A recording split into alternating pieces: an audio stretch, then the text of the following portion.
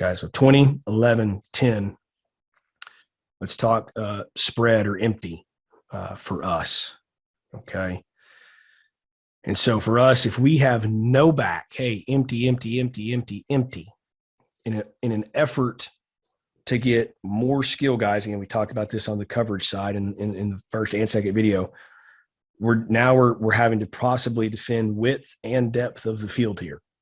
So in order for us to defend width and depth, we feel like one of the best ways we can do that is try to account for both A gaps and both B gaps with the in, nose, bandit, and mic.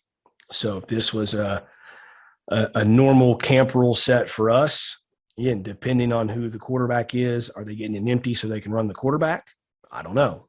I mean, you know your teams you're facing better than I do. But for us, we'll get an empty and throw it, but we'll get an empty and run the quarterback too. And our quarterback is a deer. I mean, he can absolutely run. And so I feel more comfortable just, again, spring ball in widening the mic, still playing the mint front and tucking the dime down a little bit closer into the box. So again, I'm still playing my normal coverage principles that these guys are used to, still playing the normal coverage principles that these guys are used to.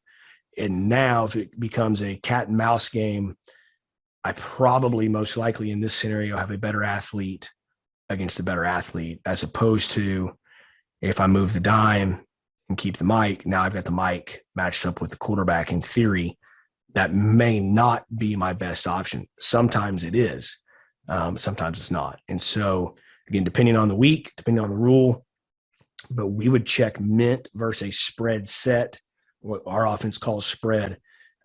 We would check mint versus that. We would widen the mic, and we would squirm that dime safety down in a little bit to help us in the box versus the quarterbacks. We would get into a look similar to that. Now, obviously, coverage call dictates that. You know, we talked about through Tampa and running our Tampa scheme, and we want to do that. Yeah, and so now we would want to stay with the mic kind of cheating and playing the low 3 and the dime staying up and playing the high 3. But then again, cat and mouse, what are they trying to do out of empty? So again, ours is going to be dictated on coverage rule. If we're in middle of the field open, 7-man coverage, and we're playing cover, what we call cover 8, then yeah, we'll widen the mic and we'll walk the dime. If we're going to play strictly drop 8 coverage and we're okay playing drop 8 coverage, we call Tampa, we'll probably stay in Tampa as a camp rule.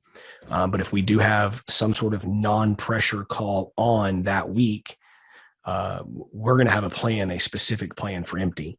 But this is how we would align in the box to try to get as many of these interior gaps accounted for so that we can widen out and defend width and depth on the second and third level.